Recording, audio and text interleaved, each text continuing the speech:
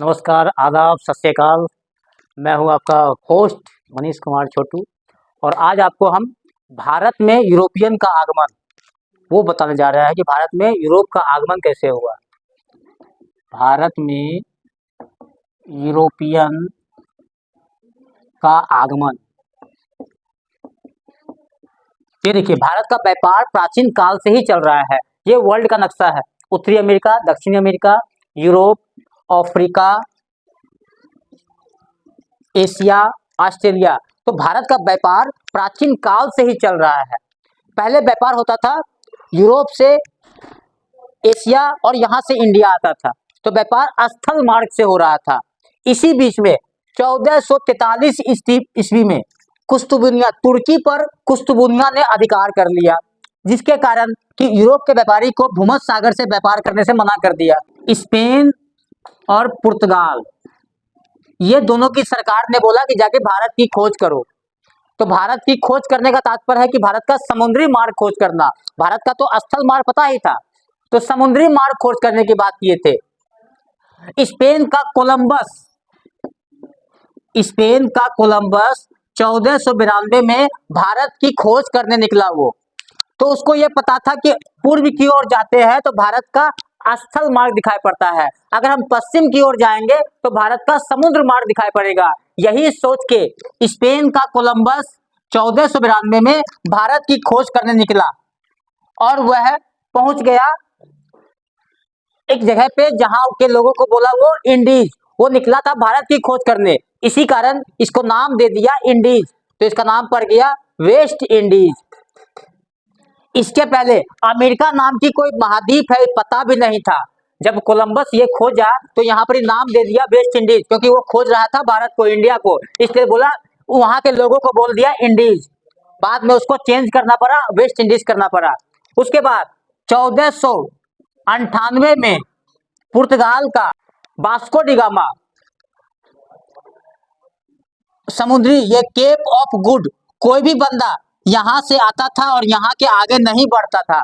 उनको ये पता था कि यहाँ के बाद हम डूब जाएंगे, तो इसको सबसे पहले पार किया था, उसका नाम है बार्थोलोमियो डियाज। बार्थोलोमियो डियाज 1448 में पार किया था और इसका नाम दे दिया केप ऑफ गुड होप, आशा अंतरद्वीप।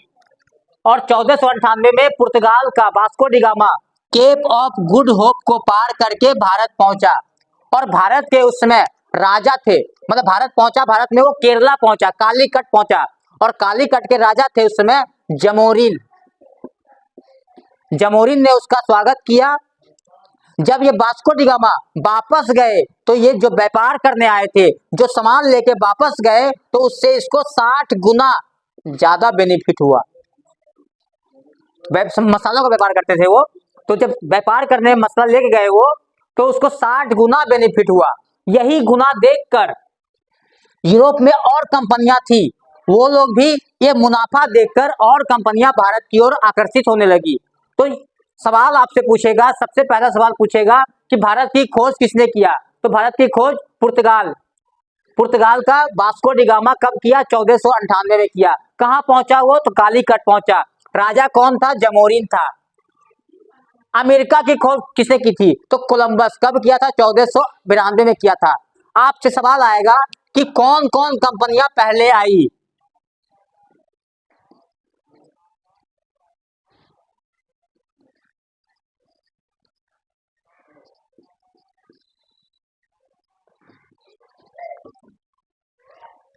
कौन कौन सी कंपनियां पहले आएगी? तो सबसे पहले कंपनी आई थी पुर्तगाल। तो एक आपको मतलब ट्रिक बता रहे हैं, पुत्र अडा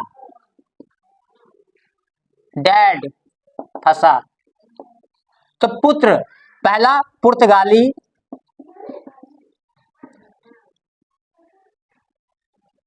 दूसरा अंग्रेज, तीसरा डच, चौथा डेनिश, पांचवा फ्रांस, और अंतिम में आया था स्वीडिश। तो आपसे कंपनियां पूछेगी कौन कौन सी कंपनी आएगी, ये आपको मिलान के लिए दे दिया जाएगा। तो पहले पुर्तगाली, पुत्र मतलब पुर्तगाली, ओ मतलब अंग्रेज, डो मतलब डच, डैड मतलब डेनिश, फो मतलब फ्रांस, सो मतलब स्वीडिश। तो ये कंपनियां सीक्वेंस में आई है। तो आपको याद रखना है, एक पुर्तगाली कब आए थे, 1498 में, और एक अंग्रेज के बारे में आए थे वो 1600 में। ये दो डेट आपके लिए इंपॉर्टेंट है। इंपॉर्टेंट तो फ्रांस भी है 1764 में, लेकिन ये दो डेट, पुर्तगाली 1498 में, अंग्रेज 1600 में आए थे, ये डेट इंपॉर्टेंट है, इससे सवाल आते हैं। अब इसमें कौन कौन सी कंपनियां क्या क्या चीज लाई है उसके बारे में डिफाइन होता है। जैसे पुर्तगाली, इंडिया में जो प्रिंटिंग प्रेस लाया गया है या फिर तंबाकू लाया है, वो लाए थे पुर्तगाली लाए थे। इंडिया में प्रिंटिंग प्रेस और तंबाकू वो लाए थे पुर्तगाली।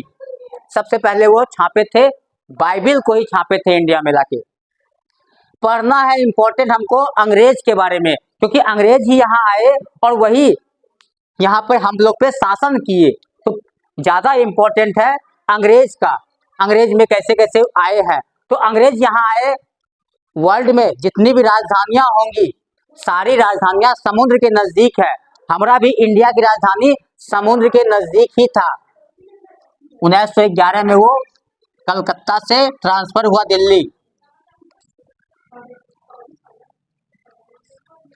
कालीकट यहाँ आए थे, कालीकट यहाँ आए अंग्रेज, लेकिन बसे वो कलकत्ता में, बसे वो कलकत्ता में अपनी राजधानी बनाया।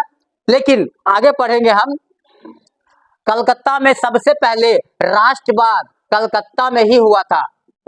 राष्ट्र के प्रति प्रेम, उसी को बोलते हैं राष्ट्रवाद। सबसे पहले कलकत्ता में ही राष्ट्रवाद की उत्पत्ति हुई थी और यहीं से ट्रांसफर करना पड़ा 1911 में दिल्ली राजधानी को, क्योंकि यहाँ पर ही राष्ट्रवाद उत्पत्ति हो गया था। इसीलिए अंग्रेज को कलकत्ता से ट्रांसफर करना पड़ा, क्योंकि 1905 में बंगाल विभाजन हुआ था, बंगाल विभाजन हुआ था। इसके पहले हम पढ़ेंगे कि 1707 में औरंगजेब की जब तक मृत्यु नहीं हुई थी तब तक भारत को एक, पूरे भारत पे मुगल का शासन था। लेकिन औरंगजेब की मृत्यु होने के बाद कुछ राज्य अपने आप को स्वतंत्र घोषित कर लिया, जिसमें एक है बंगाल। बंगाल मुर्शीद कुली खां अपने आप को स्वतंत्र घोषित कर लिया, मुर्शीद कुली खां, इसी के नाम पे मुर्शिदाबाद है। मुर्शीद कुली खां अपने आप को स्वतंत्र कर लिया। जब तक मुर्शीद कुली खां था तब तक अंग्रेज कुछ नहीं कर पाए बंगाल का। मुर्शीद कुली खां के मरने के बाद सिराजुद्दौला जब आए, सिराजुद्दौला ये जब आए तो ये थोड़ा गुस्सैल थे, और इसी के समय में अंग्रेज जो है फोर्ट विलियम, मतलब घेराबंदी करने लगे थे कलकत्ता में, फोर्ट विलियम की स्थापना करने लगे थे। इसी में मना करने के बाद अंग्रेज जाके भाग गए और जाके फुल्टा नामक द्वीप पर जाके शरण लिए। फिर अंग्रेज पैर उर पड़ के राजा को मना लिए, और राजा क्या किए, सिराजुद्दौला जगत सेठ के हाथ कलकत्ता छोड़ के अपने मुर्शिदाबाद ट्रांसफर हो गए। जगत सेठ को अंग्रेज पैसा पे खरीद लिया, और मीर जाफर को भी अंग्रेज खरीद लिया। मीर जाफर सेनापति था, सिराजुद्दौला का सेनापति था मीर जाफर, इसको भी खरीद लिया। और जब वापस आए सिराजुद्दौला तो उसको जबरदस्ती इलाहाबाद की संधि करा दिया, इलाहाबाद की संधि करा दिया, और उसके बाद एक युद्ध उस पर थोप दिया जो पलासी का युद्ध है। पलासी का युद्ध 1757। पलासी का युद्ध अंग्रेज और सिराजुद्दौला के बीच में हुआ। सबको तो खरीद लिया था, तो युद्ध करेगा कौन, तो युद्ध हार गया। अंग्रेज से सिराजुद्दौला युद्ध हार गया, और युद्ध हारने के बाद सिराजुद्दौला भाग गए और बंगाल का शासन मीर जाफर को बना दिया गया।